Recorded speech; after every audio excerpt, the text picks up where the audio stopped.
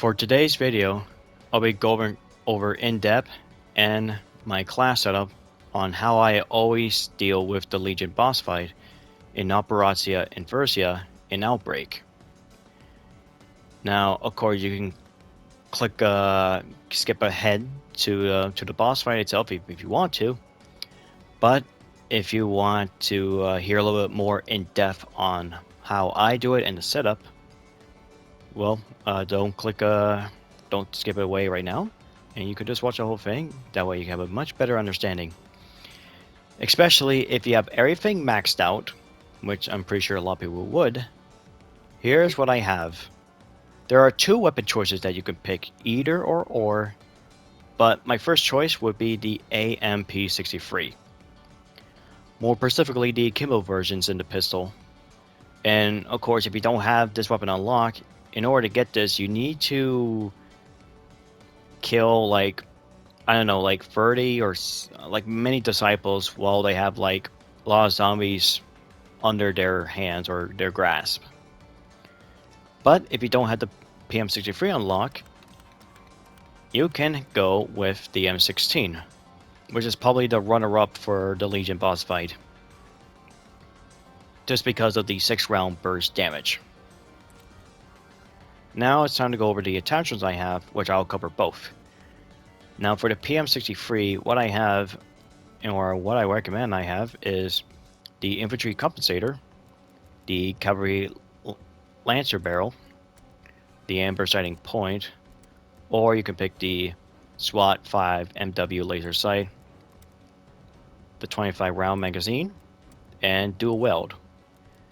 Now I did use a task force barrel during my recording of Facing the Legion, but the cavalry lancer barrel is also a much better choice because Legion has armor, and with armor damage, you're able to wipe away that armor much more quickly, so it should take few shots. Now as for the M16 choice, what I have here is the millstock reflex, the infantry compensator, the cavalry lancer barrel, amber sighting point, bruiser grip, the salvo 54 round fastbag, serpent brap, and the SAS combat stock. Mainly just to help you to keep on your feet, keep moving, and also able to move quickly while you're in ADS. So these are the two choices I have. I'll get back to the originals one right here. Now, of course, as for my field upgrade, I actually recommend if you're playing either solo or co-op. So if you're playing solo, your best friend is definitely Aether Shroud. Of course, the zombies will ignore you when you activate it, and you get 2 charges. And not only that, once you destroy that armor, just pop that bad boy, and your magazine is already refilled. Now, if you're playing with other buddies, now it depends how many people you're playing, you can either stick with Aether Shroud, or you can have Frenzy Guard, or you can have Healing Aura if you have 4 people. So that way, if they go down, you can at least get that back up. But these are the free choices. But the biggest one here is definitely Aether Shroud. Just bear in mind when you're using Frenzy Guard though, just because you slow down the zombies, it doesn't mean you will slow down the special ones as well, like the Medics and the Manglers. Sure, the Manglers are a little bit slow, but the Medic can still catch up to you, and it's really a worse time if you let a Medic grab you and then knock you back, and you may miss your chance of shooting one of the orbs. But now let's go over the skills, which are very important indeed. Assuming if you're using one of the 2 weapons, make sure you upgrade your weapon class, that way you get a lot more damage. And also for tier 3, you increase armor penetration bonus, which is pretty nice. As for the tactical rifles, you got the long shot damage, so it's actually pretty nice if you're gonna deal with a long range. As for, well, I already go over the few upgrades. The perks itself, well, you could probably say just get every perk, but there are a few you want to max it out. Of course, you definitely want Juggernog, Speed Cola, Quick Revive, Stamina Up, Elemental Pop, Deadshot, Mule Kick, Depth Perception, and PhD. But more important one are, you don't really need much of PhD, but I'll go over each perk and how they're valuable to it. Of course, Jug is all about increased health, armor durability, which is very, very important in the boss fight. Especially when you need to pick up some armor plates, you get a little bit more thanks to Jug. Speed Cola, of course, all about reloading faster, and also fire and reload while sprinting. Very, very nice to have. Especially when you need to be on the move all the time. Quick Revive Tier 5, I mean, it's pretty strong. And of course, if you're reviving a teammate with Quick Revive, you're able to run pretty much fast for a limited time, and you get health regen. Stamina up so you can able to sprint forever, pretty much. And you can use your equipment while sprinting, which is nice. But more importantly, able to walk faster while aiming down sights, which stacks pretty well with the SAS combat stock. You will able to move quite fast.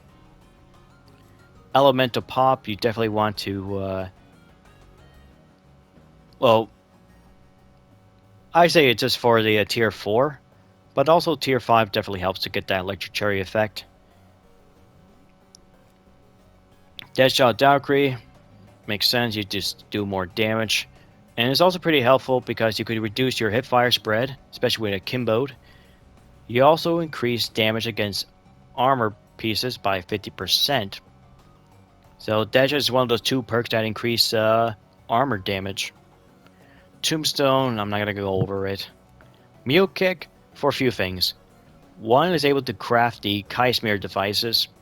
Since it costs 1500 salvage, you can actually get 2 of them pretty easily. And of course, tier 4 is going to be very handy as well because you have a chance to keep non-retrievable equipment when used. So you might be able to use more than 2 Kaismir devices. Next up is Depth Perception. Now, of course, I'm assuming that you're trying to go for the weapon tier upgrades. Depth Perception is really nice, especially if you get tier 5. You can able to find a few loot chests to get some salvage. That way you can upgrade your weapon to at least higher tier. And also keep an eye on the Fairy Crystal event, because with Depth Perception, with tier 5, you can see every crystal in the area. And once you destroy all of them, you get an Ether tool, and you can able to upgrade with no problem. But not just that. What's also pretty handy for Depth Perception is to increase armor penetration damage by 25%. So almost with Deadshot, that's like 75% damage increase to the armor, which is insane. And usually I didn't think I would need to carry Lancer Barrel because of those perks. And PhD, not really sure. It has a much more purpose to it. But that's why it's not really much important, just like Tombstone. But those are the reasons why I say those perks with those tiers are very important to have. Then next up are the ammo mods. So if I had to run my PM63 or M16, I would choose Brain Rot. Of course, if you have it maxed out. For 2 reasons, or maybe 3, but mainly 2. One is for the Manglers. The Manglers so far are like the only enemy that shoots projectile you in the early stages of the Legion boss fight. Because you got zombies, you got dogs, and you got the Mimics, which are all trying to attack you with their melee attack. While the Mangler will try to shoot you at a distance with its cannon. So if you actually turn one of them, you don't have to worry about a ranged enemy for a moment. And of course, the second choice, since Brain Rot is toxic element, it does a lot more damage to the Mimics, which is pretty handy to have. Now, for my second ammo mod to have is Shatter Blast. Of course, with tier 5, you can able to destroy a lot of enemies in your way, especially when they wear like a lot of armor, like the armor zombies and the heavy armor zombies, even with manglers as well. So it's pretty nice if you have it. And also pairs very well with the elemental pop.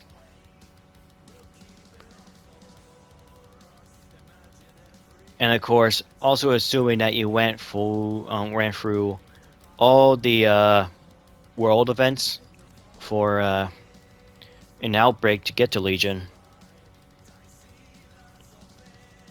you should be able to be all ready and be set for the boss fight. I do apologize how long it takes, but after all, this is in depth. I'm showing you how I do it, and basically show you everything you need to know. Now let's get on to the boss fight.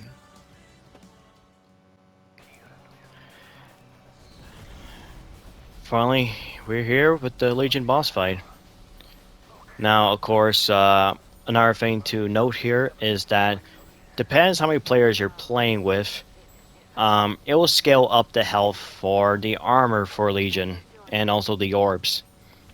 So if you're gonna be that one solo guy to try to handle Legion on your own, while other three people are just distracted with zombies and they don't help at all, you're not gonna win. Believe me, I tried it with one dude, one random guy, and it didn't work. But the first thing I do here is once the Legion spawns, aim for his chest level so you could do much damage to his armor. And it gives you a lot of cheap shots before the zombies start to spawn in. And of course, to my knowledge, and seeing from experience now, if you don't bring a wonder weapon to the boss fight, you won't spawn any elite enemies. So no Megatons, no Crazy Soldats, and no Abominations. But if you do, just be a caution once you see them. But yeah, so far the only enemy I had to mostly had to be considered is the Mangler, since he's the only enemy with a range attack he used frequently.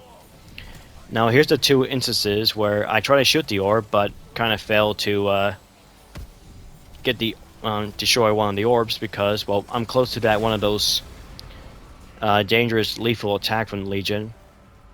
Luckily, the Lost Soul basically saved my fucking ass. So yeah, if you actually have a black chest event on the same before you head to the missile silos, I totally recommend you do the black chest events and complete it. That way you can get your Lost Soul, and he will be a lifesaver in the long run. And this is where Brain Rot comes in. Just poof, like that. You get yourself a brain rotted mangler, and he will deal most of the attacks. And of course, once the time expires for the brain rot mangler, and if any unfortunate zombies are close enough to it, it will also get turned to set a chain reaction.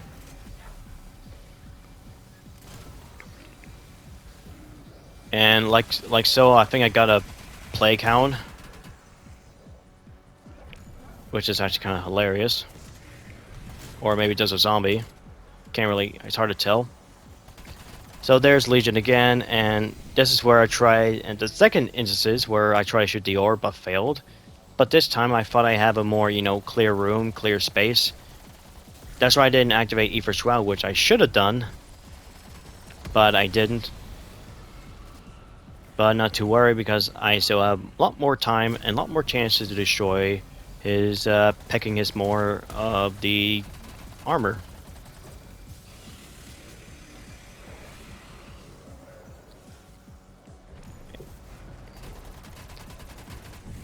And as for the support weapons, you definitely want to have either a flamethrower, a death machine, or the war machine. They're all good for their own purpose, but the results will always gotta be the same.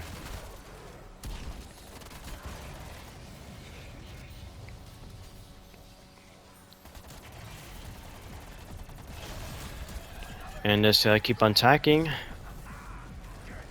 And you could definitely see I have no problem of running out of armor, which normally a lot of people would do. So yeah, as long as you keep like just dodging left and right without taking much hits at all, you're definitely good. And you can see the combo I had with Stamina Up and Speed Cola. I barely have any worries at all. Even if I got hit by that huge blast earlier in the video, but that Lost Soul basically came in clutch. And that's basically the Legion boss fight and basically the way how I handled him. I hope this video to be very useful, and hopefully that could help you beat Legion on your own or maybe with a few buddies. And finally, and hopefully, you guys can able to form the pact at Sue and able to upgrade your weapon to level 3 to get up to tier 4. Thank you for watching, everyone. I hope you find this video to be very useful. If it did help you on your way, doesn't really hurt if you can subscribe to my channel. It'll be very appreciated. That way, you won't miss out some good content and more to come. Until then, farewell and have a wonderful day, everyone.